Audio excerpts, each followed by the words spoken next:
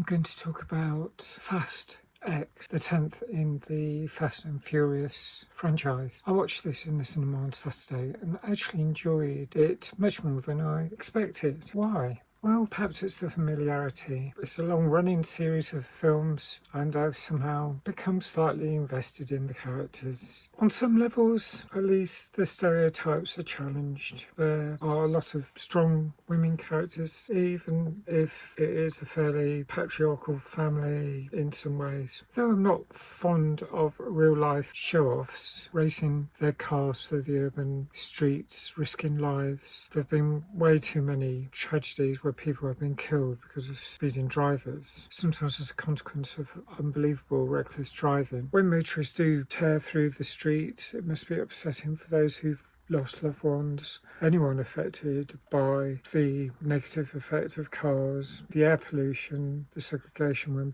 places are divided by dual carriageways and motorways, the over-dependence of cars in our current society, and not enough space given for other means of travel, more public transport, especially in rural areas. At the same time, I like the escapism, I like being transported into a different world. I've seen all of the recent episodes since Fast 5, I think. The story revolves around an evil nemesis who's threatening much worse harm than any form of glamorized crime that the protagonists in the film are involved in. The theme of this film revolves around family a lot. The dinner scenes in the garden in LA with Dom and his posse, they leave me a little on the cold side. Even so, I've grown to quite like Dom. As I said, I suppose he's probably considered the head of a patriarchal family, and maybe it's a matriarchal family. I really do like the escapism, the travelogue elements of the Fast and Furious films. We often visit cities I've never been to, and especially when I watch it on a lovely big screen, I feel like I've escaped from the quotidian aspects of my life.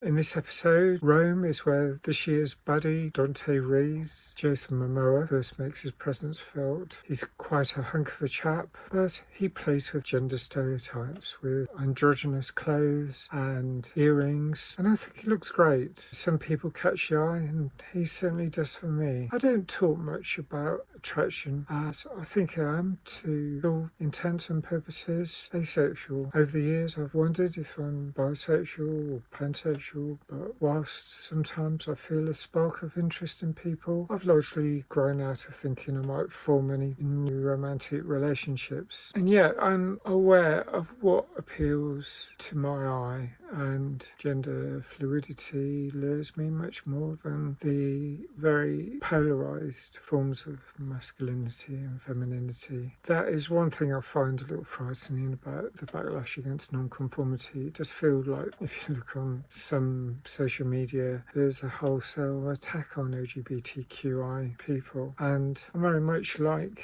challenging stereotypes. People should express themselves how they want. That matters. So I mentioned Jason Momoa, and because he's the baddie, there's a conflict that goes in my mind, because part of me is actually rooting for him, and yet I'm actually really wanting Dom and everyone to win because the baddie is causing lots of harm in Rome, where he unleashes this bomb that bounces down the hill, and it's going to cause absolute devastation to the Vatican and to a large proportion of Rome. So what our car racers can do to stop him is what I want to happen in this film.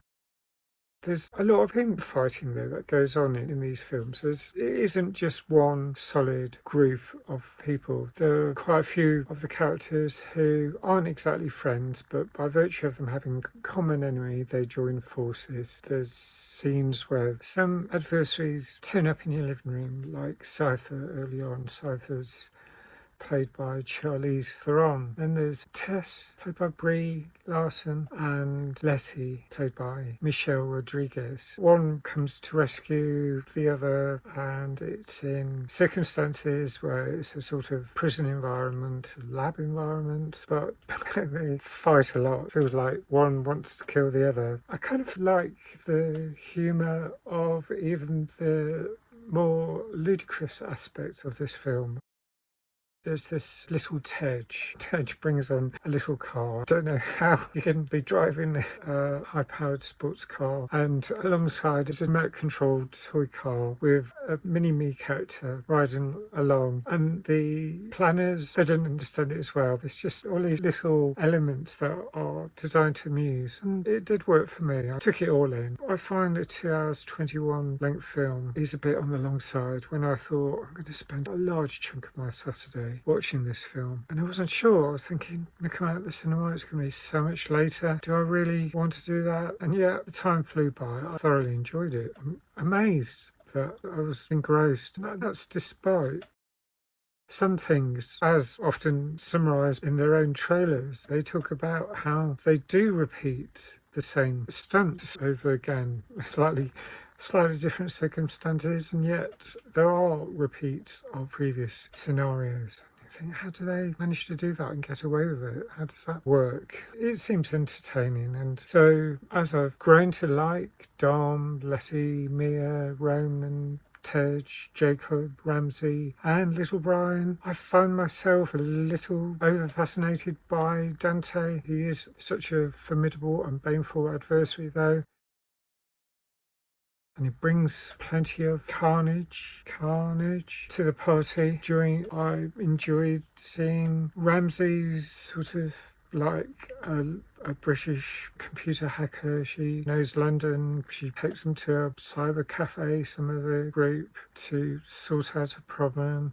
There's Uncle Jacob, played by John Cena, who babysits little Brian whilst the rest of the family are otherwise preoccupied. There's such a maelstrom of events happening in Portugal as well. That's a key destination in this film. There's scenes involving a dam. I've seen quite a lot of films that are like this where my eyes glaze over, but for some reason this has grown on me. I've become accustomed to it. Whilst I don't particularly like any scenes that are overly macho, overly sexist in some ways, I bear with those. One of my friends came along to see Fast and Furious 6, which was set in London, and she said that was enough for her. And I understood why. Kind of an unbelievable element to it. Some characters just get resurrected all the time and never seem to die off as much as anyone tries. I went back and saw Fast and Furious 7, which had quite a lot of tribute elements to Paul Walker, who had died, the death of a real actor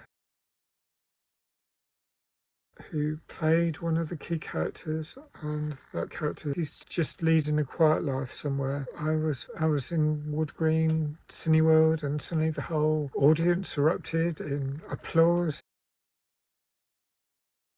Even if I start finding the plot too much beyond my level of belief suspension, my credibility capabilities, if that's a phrase, I don't really mind. I will tolerate those elements because there's enough of the film that I still find entertaining to make it worthwhile to give up more than 2 hours of my weekend to watch and actually really enjoy. I will score this 8 out of 10, which is probably the highest score I've given for a Fast and Furious franchise film, and yet I enjoyed it enough. I think I can justify that. So that's my thoughts. I'd love to know what you think. Thanks for watching. Bye for now.